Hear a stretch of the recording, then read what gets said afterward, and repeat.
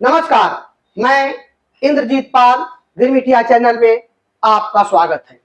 दोस्तों, पिछले अंक में हमने सूरीनाम में अंग्रेजों द्वारा भेजे जाने वाले हिंदुस्तानी गिरमिटिया मजदूरों के बारे में बताया था, लेकिन आज हम इस अंक में ह्यूमन ट्रैफिकिंग या यूं कहें कि मानव तस्करी की बात करने वाले हैं। आप सोच रहे होंगे कि गिरमिटिया की बात करते करते हम ह्यूमन ट्रैफिकिंग की क्यों बात करने लगे हैं।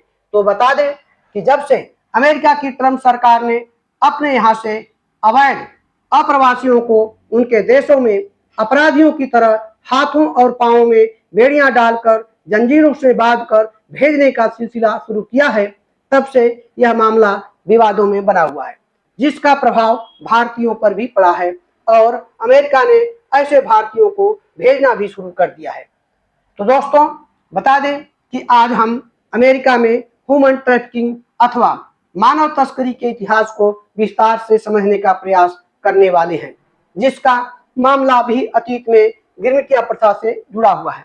ऐसे ऐतिहासिक घटना के बाद ही हिंदुस्तान में गिरमिटिया प्रथा का दौर शुरू होता है।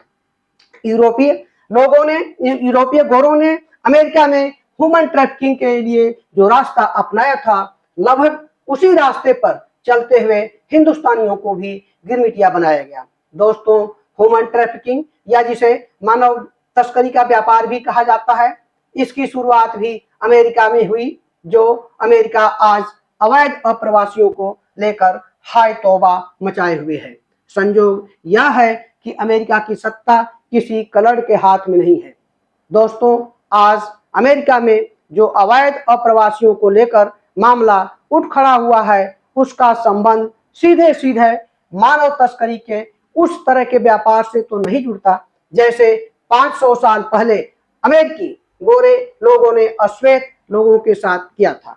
परंतु उस दौर में जिस तरह से मानव तस्करी के व्यापार या ह्यूमन ट्रैफिकिंग को बढ़ाने में एजेंटों ने भूमिका निभाई थी, कमोबेश उसी तरह आज भी कबूतरबाजी का धंधा एजेंटों के जरिए फल फूल रहा है, जो अमेरिका सहित अलग अलग देशों में सक्रिय हैं। दोस्तों, तब और आज में फर्क है तो यह कि उस दौर में अश्वेत अफ्रीकी और एशियाई लोगों को जबरदस्ती पकड़कर या खरीदकर अमेरिका ले जाया जा रहा था, तो आज लोग बेहतर जीवन तलाशने के लिए अपना घर बार बेचकर डंकी रास्ते से अमेरिका में अवैध तरीके से पहुंच रहे हैं और जिसमें माला माल हो रहे हैं इनको भेजने वाले एजेंट। दोस्तों, अब बात करते हैं अमेरिका में मानव तस्करी के व्यापार के इतिहास की। तो बता दें कि सबसे पहले मानव तस्करी के व्यापार का धंधा पुर्तगाल के राजा किंग जॉन तृतीय की सहमति से पुर्तगीज व्यापारियों ने पश्चिमी अफ्रीकी तट से लगे सेनेगल एवं जाम्बिया, घाना, अंगोला तथा कांगो के शासकों से मिलकर अफ्रीकी अपराधियों व युद्धबंदियों को यूरोपीय सामान देकर खरीदने का काम 1525 में शुरू किया था। पहला पुर्तगाली जहाज अफ्रीकी गुलामों को लेकर अमेरिका के सेंट डोमिंगो में 1525 को पहुंचा था। गुलामों के इस व्यापार में पुर्तगाल द्वारा शुरुआत करने के बाद यूरोप के सभी देश इस अमानवीय व्यापार में शामिल हो गए। 1495 से लेकर 1521 के बीच पुर्तगाल का शासन किंग मैनुअल के हाथों में था, जिसने पुर्तगीज अन्वेषकों एवं खोजकर्ताओं को नए नए व्यापार के समुद्री रास्तों की खोज करने के लिए प्रोत्साहित किया। इसके साथ ही उसने निजी व्यापारियों को पुर्तगाल से बाहर व्यापार करने के लिए न केवल लाइसेंस उपलब्ध कराया बल्कि उनको धन भी उपलब्ध कराया, जिससे पुर्तगाल के व्यापार को वैश्विक स्तर पर ले जाया जा सके। इसमें अफ्रीकी गुलामों का व्यापार भी शामिल था।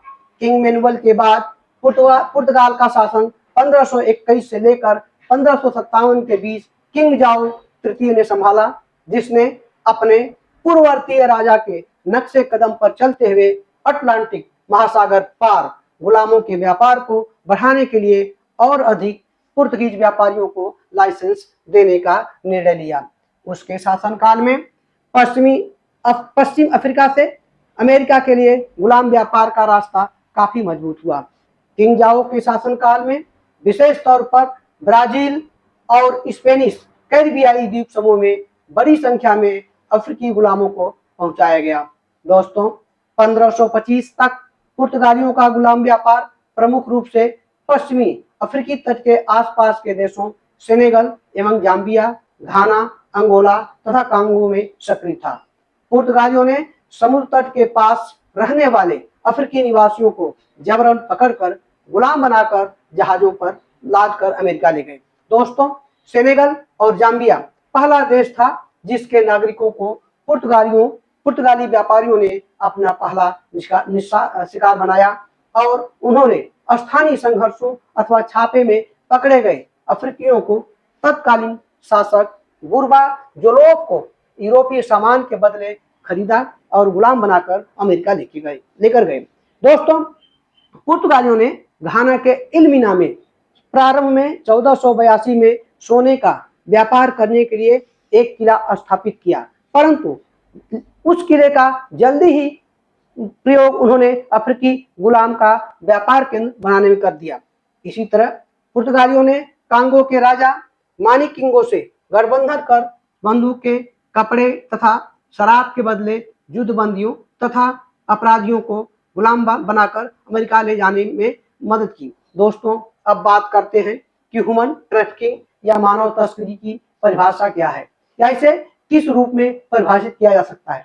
तो बता दें कि संयुक्त राष्ट्र संघ का ड्रग एंड क्राइम विभाग मानव तस्करी को इन शब्दों में परिभाषित करते हुए बताया है कि लाभ कमाने के उद्देश्य से मनुष्य को बलपूर्वक एवं धोखे अथवा छल प्रपंच तथा लालच देकर उनकी भर्ती करना, उनके मूल स्थान से परिवहन कर दूसरे स्थान पर ले जाना या शरण में रखना जैसी प्रक्रिया को ह्यूमन ट्रैफिकिंग या मानव तस्करी का मामला माना जाएगा। इसके साथ ही संयुक्त राष्ट्र संघ ने इस श्रेणी में सभी उम्र, जाति तथा हर प्रकार के पृष्ठभूमि वाले स्त्री, पुरुष और बच्चों के शिकार होने की शंका जाहिर की थी, जो विश्व के प्रत्येक क्षेत्र में घटित होते रहते हैं। संयुक्त राष्ट्र संघ का मानना है कि मानव तस्करी में शामिल गिरोह प्रायः लोगों को फंसाने के लिए झूठे रोजगार देने का वादा करने वाली एजेंसियों और नकली शिक्षा संस्थानों और रोजगार देने का वादा करने वाले ऐसे संस्थानों का सहारा लेते हैं जो लोगों को फंसा करके बाहर भेजते हैं। दोस्तों यूरोपीय देशों की गोदी समुदाय द्वारा सन 1525 में शुरू किया गया अफ्रीकियों का मानव तस्करी अथवा गुलाम बनाने का व्यापार अगले 350 सालों तक चलता रहा। दोस्तों इन 350 सालों में 1,25,00,000 अफ्रीकी लोगों को गुलाम बनाकर अटलांटिक महासागर पार अलग अलग देशों में यूरोपीय गोरों ने पहुंचा दिया, जिसमें से 1,07,00,000 अकेले उत्तरी और दक्षिणी अमेरिका तथा कैरिबियाई द्वीप समूह के देशों में पहुंचाए गए। दोस्तों जो अमेरिका आज अवैध अप्रवासियों की बात कर रहा है गुलामी के दौर में, उसके यहाँ यह सब गैर कानूनी और अमानवीय काम अफ्रीकी नागरिकों के साथ हो चुका है। दोस्तों यहाँ उल्लेख करना जरूरी है कि 16वीं सदी के दौर में अफ्रीकी अश्वेतों को गुलाम बनाने या उनका मालिक बनना अथवा खरीदना और बेचना यूरोप के गोरे समाज में बिल्कुल वैध था। इस अमानवीय व्यापार को ब्रिटेन ने 1807 में गैर कानूनी घोषित कर दिया, जबकि अमेरिका में सिविल वार के बाद 1820 में इस पर रोक लगाई गई। अफ्रीका से 110 अश्वेत अफ्रीकियों को लेकर अटलांटिक महासागर पार जाने वाला आखिरी जहाज क्लोटिल्डा 1866 में अमेरिका के अलाबामा पहुंचा था। दोस्तों इस कहानी का दूसरा दौर 19वीं सदी में शुरू होती है, जब एशियाई लोगों को ह्यूमन ट्रैफिकिंग या मानव तस्करी का शिकार बनाया गया। इस दौर में हिंदुस्तानियों को गिरमिटिया बनाए जाने की व्यवस्था भी शामिल है। 1850 से लेकर 1900 के दशक में अमेरिका में कैलिफोर्निया गोल्ड रश काल के दौरान बहुत बड़ी संख्या में चीनी नागरिकों को अमेरिका में आकर्षक नौकरी का झांसा देकर सेंट्रल पैसिफिक रेल रोड के निर्माण एवं खदानों में काम करने के लिए लाया गया। दोस्तों कैलिफोर्निया गोल्ड रश वह काल था जब 1848 के दशक में अमेरिका में तेजी से आर्थिक विकास हो रहा था।